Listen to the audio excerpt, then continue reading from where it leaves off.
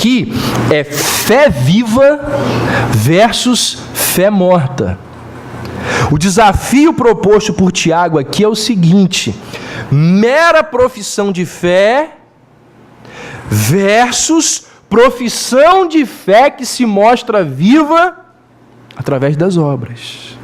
Então ele diz: mostra-me essa tua fé sem as obras, e eu com as obras te mostrarei a minha fé. O ponto de Tiago aqui é o seguinte: ele diz, a fé verdadeira, ela só pode manifestar-se, ela só pode ser conhecida e comprovada por meio de ações correspondentes. Ele diz: a mera profissão de fé não é suficiente para provar a sua genuinidade. Mais do que isso, mais do que uma simples profissão se faz necessário. E aí o que Tiago vai fazer? Ele vai apanhar o exemplo de Abraão para colocar aqui na sua tese. Ele vai apanhar a vida de Abraão como ilustração, porque ele está ensinando. Ele está dizendo: a única maneira de alguém provar que tem fé é mediante ações e atitudes que a comprovem. Assim como a árvore, que se conhece pelo fruto. Vocês já pararam para pensar se nas igrejas as pessoas fossem aceitas como membros, ou se os pastores ou os candidatos a serem pastores ao ministério pastoral, se para essas pessoas fossem usado esse critério aqui: você só vai entrar na igreja, você só vai ser pastor se você provar as suas obras. Certamente que as igrejas seriam numericamente menores, o clero seria numericamente menor, mas certamente seriam mais puros, o clero e a membresia. Crês tu que Deus é um só? Verso 19. Fazes bem. Estamos quase terminando. Até os demônios creem e tremem. Preste atenção, Tiago aqui, ele continua na sua diatribe. A pergunta aqui, para uma pessoa imaginária. E ele está se referindo ao hipócrita, lá do verso 16. E aqui ele diz assim, ele fala da inutilidade da fé desse hipócrita.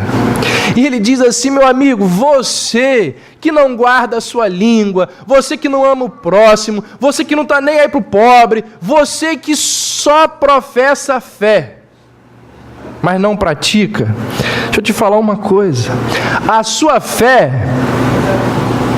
é igualzinha a dos demônios. Aliás, pior do que a dos demônios, como a gente vai ver. Ele diz assim: crês tu que Deus é um só? A gente não sabe ao certo se aqui Tiago fez uma pergunta ou uma afirmação. Não, pastor, aqui na minha Bíblia tem um ponto de interrogação enorme. No final aqui, na sua não tem não? Tem. O problema aqui é que no chamado grego koiné, que é a língua original desse texto aqui, não existe ponto de interrogação, não existem sinais de pontuação. Então, o texto ele permite as duas possibilidades, uma pergunta e uma afirmação. Mas pastor, e aí como que se faz? Então, os tradutores, eles analisam o contexto para saber se cabe uma interrogação ou é um ponto final para deixar evidente que é uma afirmação. As traduções para o português, as principais, as mais importantes, elas entenderam que é uma pergunta. Agora, existem traduções para o inglês, para algumas línguas na Europa, que não trazem a interrogação, trazem a afirmação, mas a nossa aqui é uma pergunta. Não altera em nada. Quer dizer, quase nada. Mas se for uma pergunta, o que Tiago está fazendo aqui é zombando, é ironizando a fé do hipócrita. Porque ele se vangloriava, o hipócrita, de crer num só Deus. Tiago está dizendo assim: você crê que Deus é um só? De que vale isso, meu amigo? Os demônios também creem. É um recurso que Tiago usa aqui de ironia. A fé desse hipócrita, Tiago vai dizer, a sua fé é pior que a dos demônios. Sabe por quê? Porque a sua fé, além de não possuir vestígios de obras, ela não leva você a ter uma atitude correta para com Deus. Você professa crer em Deus, mas vive como se Deus não existisse. Já os demônios, cuja fé atinge o intelecto, mas atinge também as emoções dos demônios, porque para você só atinge o intelecto. Porque para os demônios atinge o intelecto quando eles creem, mas também as emoções, porque eles tremem. Ou seja, Tiago está dizendo assim: meu amigo, os demônios, eles têm um estágio mais avançado de fé do que vocês. Tiago está dizendo que uma fé meramente intelectual nos coloca abaixo dos demônios. A crença na existência de um único Deus em si mesma, ela não salva ninguém. Ela é compartilhada por hipócritas e por demônios. Os hipócritas, cegados pelo pecado, eles enganam-se pensando que afirmar o monoteísmo é suficiente. Os demônios, mais esclarecidos e mais conhecedores das realidades espirituais, eles tremem diante das consequências da existência de um único Deus, porque eles sabem que o juízo severo e justo de Deus vai recair sobre os pecados deles. Agora, o que hipócritas e demônios possuem em comum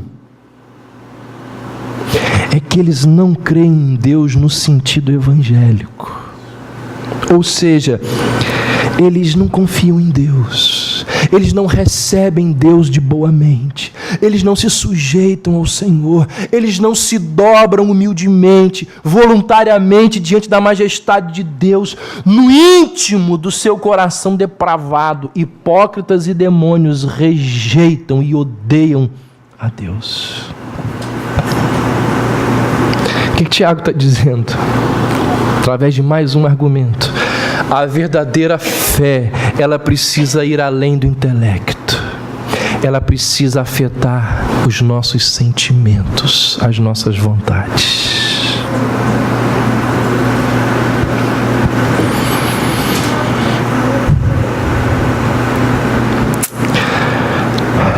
Eu encerro dizendo o seguinte: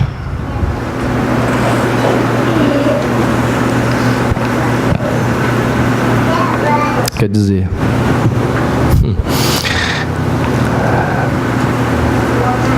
imagine que um amigo seu, um incrédulo, não convertido, mas que está interessado no cristianismo e começa a estudar a Bíblia. E aí ele chega na sua casa, marca com você e fala assim: abre aí para mim a sua Bíblia em Gálatas 2, abre aí. Vamos criar essa situação hipotética aqui. Um amigo seu chega na sua casa, ele não é crente, mas aí ele chega e diz assim: abra aí Gálatas 2. Aí ele pede para você ler o verso 16. Diz assim: sabendo, contudo, que o homem não é justificado por obras da lei, e sim mediante a fé em Cristo Jesus. Também temos crido em Cristo Jesus para que fôssemos justificados pela fé em Cristo e não por obras da lei. Pois por obras ninguém será justificado. Aí ele pede, eu vou pedir para você que você segure essa página aí. Aí ele fala assim, agora abre lá em Romanos 3, 28.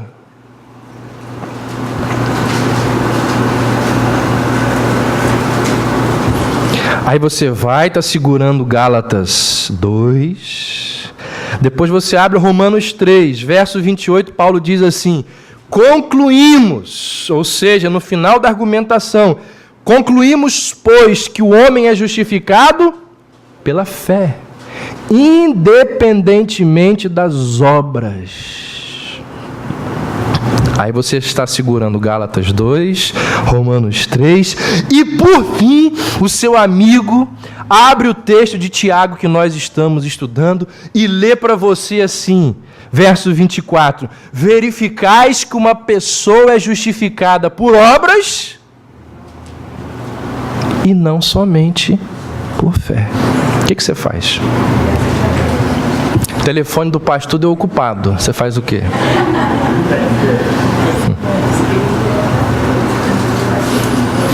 Você coça a cabeça, você gagueja, você começa a suar.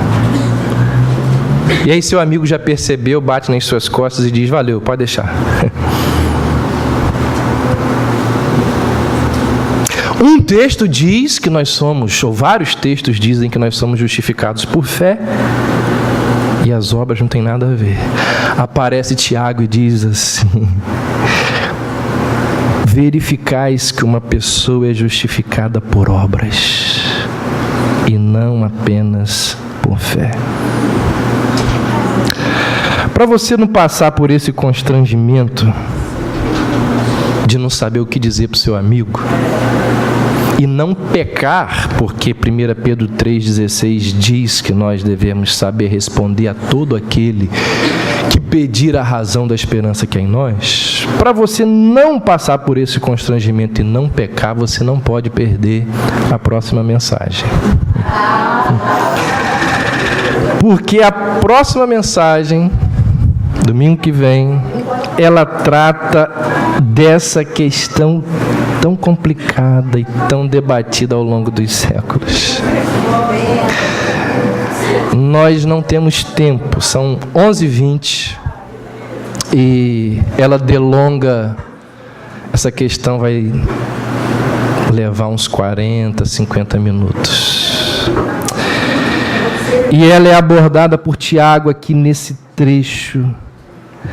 E é por isso, é por causa dessa questão, como eu disse no início, que essa é a parte mais famosa do livro de Tiago, é uma das mais debatidas das Escrituras.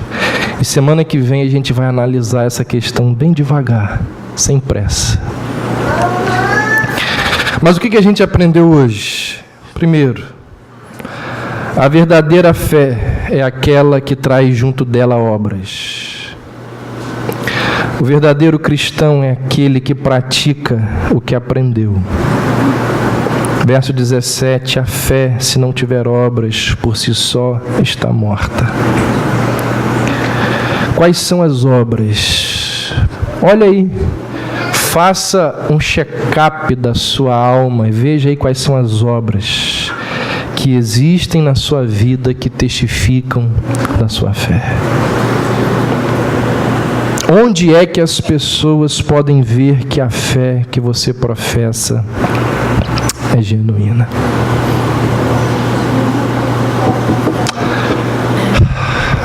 Quando Nicodemos, lá em João capítulo 3, quando Nicodemos foi ver Jesus,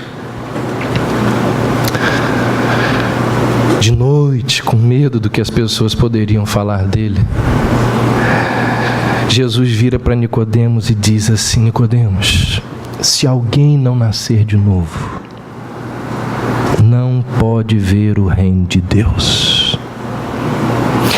E fica muito claro no texto que Nicodemos não entendeu absolutamente nada. Porque ele vira para Jesus e diz assim: como pode um homem nascer sendo velho? E aí Jesus então repreende Nicodemos, e provavelmente a repreensão de Jesus pode ter deixado Nicodemos, porque Jesus vira para Nicodemos e diz assim: como pode suceder isso? Você é um mestre. Você é um mestre em Israel, você não compreendeu o que eu falei? E o que foi que Jesus disse em seguida? Quer que eu desenhe? Claro que não foi isso que Jesus disse, mas foi quase isso. Porque Jesus, para explicar a Nicodemos o que ele acabou de dizer, ele conta uma história pequenininha, ele usa uma ilustração para que Nicodemos conseguisse compreender.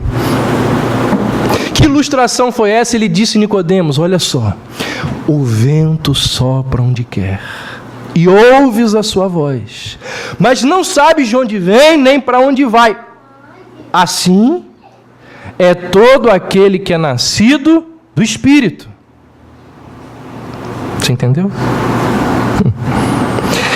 O que Jesus estava ensinando para Nicodemos?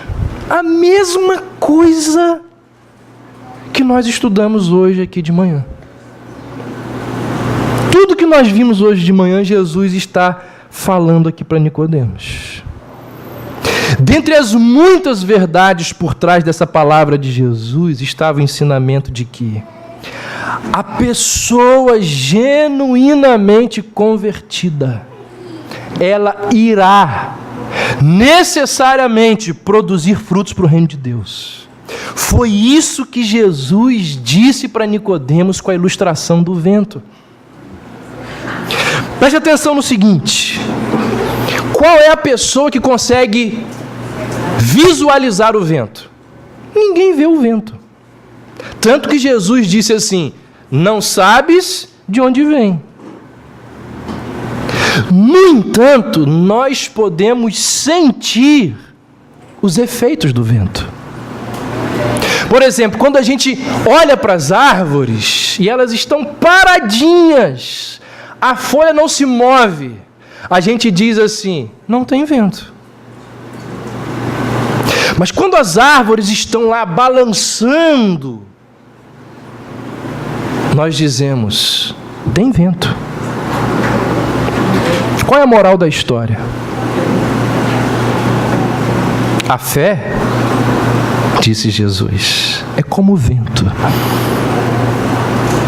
Efeitos visíveis aparecem por trás de uma causa invisível. Efeitos visíveis, as folhas se movendo, aparecem por trás de uma causa invisível, o vento. Semelhantemente, efeitos visíveis, as obras, aparecem por trás de uma causa invisível, a fé. Aquele que é nascido do Espírito, ele possui efeitos visíveis por trás de uma causa invisível. Portanto, se você diz ter fé e não possui obras, duvide desta fé, diz Tiago. Que Deus nos abençoe. Amém.